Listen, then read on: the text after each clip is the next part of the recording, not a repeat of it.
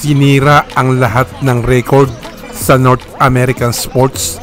Pumirma ng nakakalulang $120 million contract para sa 8-year extension at ang matindi, isa siyang Pilipino-American.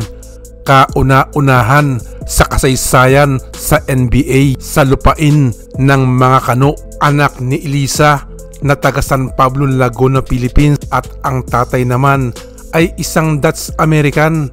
Yan ang sikat na NBA coach na si Erik Spoelstra. Bata pa lang, may hilig na sa basketball itong si Erik at pagtungtong sa college, nakapaglaro rin ito sa kanyang kabataan.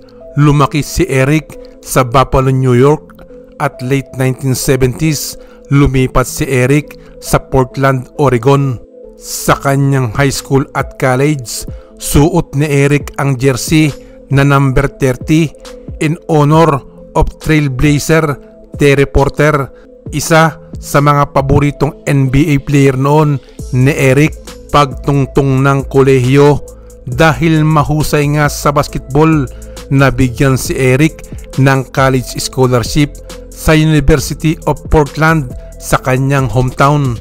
1989, naging West Coast Conference Freshman of the Year si Erik. Sa kanyang team na Pilots, si Erik ang starting point guard sa 4 na taon.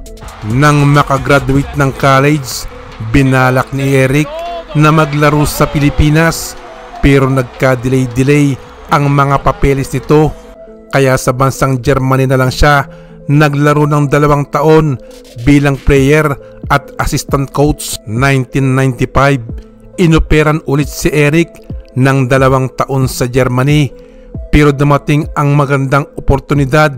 Inoperan din siya ng Miami Heat at ito ang kanyang tinanggap. From video coordinator, na promote si Erik na Miami Heat assistant coach. Sinasabing si Erik ang tumulong kay Dwayne Wade na ma-improve ang jump shot nito at ang balanse.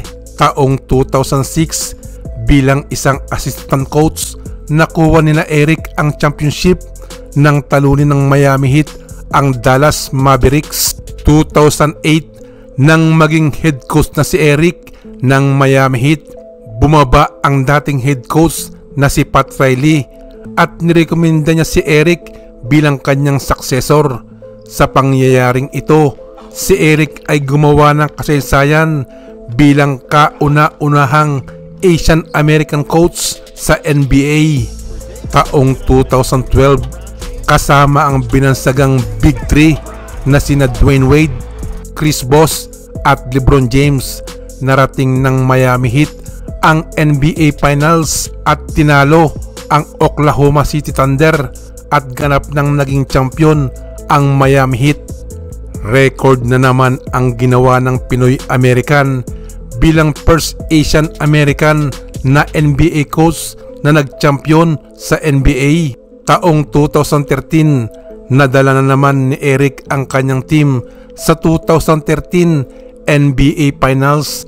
Nakasagupa at tinalo ang San Antonio Spurs. Naging champion ulit ang Miami Heat. 2014, pasok na naman sa NBA Finals ang team ni Erik.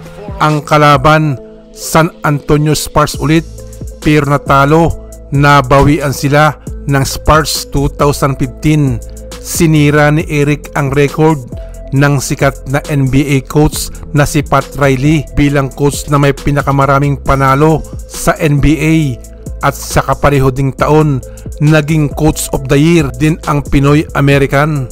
Si Erik Spoelstra ay binansagang one of the best coaches in NBA, kaya hindi na nakapagtataka na operan siya ng $120 million contract, the highest amount of money that has ever been committed to NBA coach. Sa edad na 53, nadala ni Erik ang kanyang team sa 6 NBA Finals at 2 beses na panalunan ang championships. Nakaka-proud talaga na makita ang tagumpay at gumawa ng kakaibang kasaysayan ang may dugong Pinoy na si Erik Spoelstra. I think Eric Spoelstra is going to be the next, great, young coach to come into this league.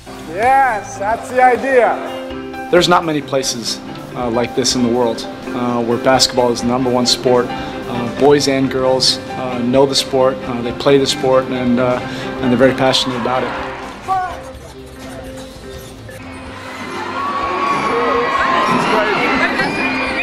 Very humbled.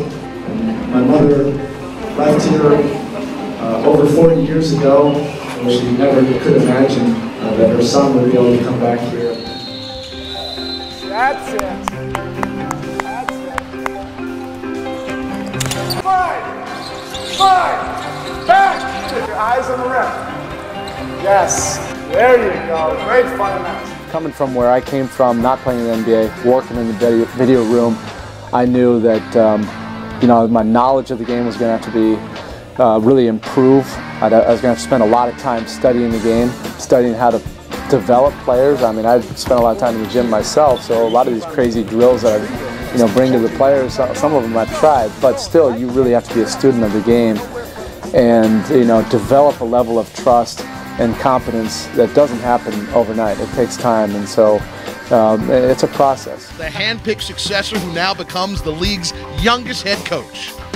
While it might be easy to confuse age with experience, those who have been around him and witnessed the years of dedication, hard work, and development know full well just what has prepared this man for this moment. He probably knows this system and has spent more time in the film room and on the court with players individually than anybody.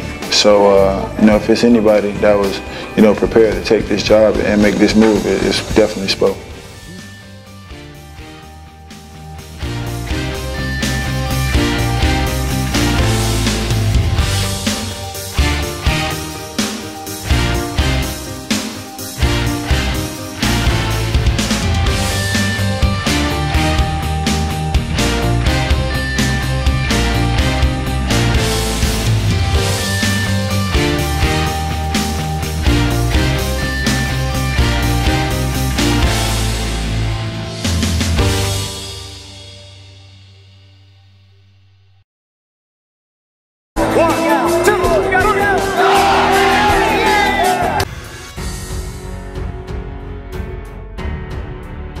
Yan ang istorya na gusto kong i-share sa inyo ngayong araw.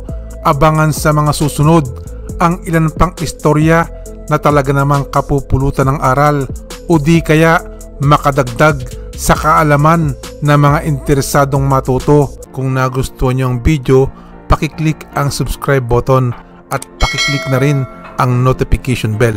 Maraming salamat sa inyong panonood.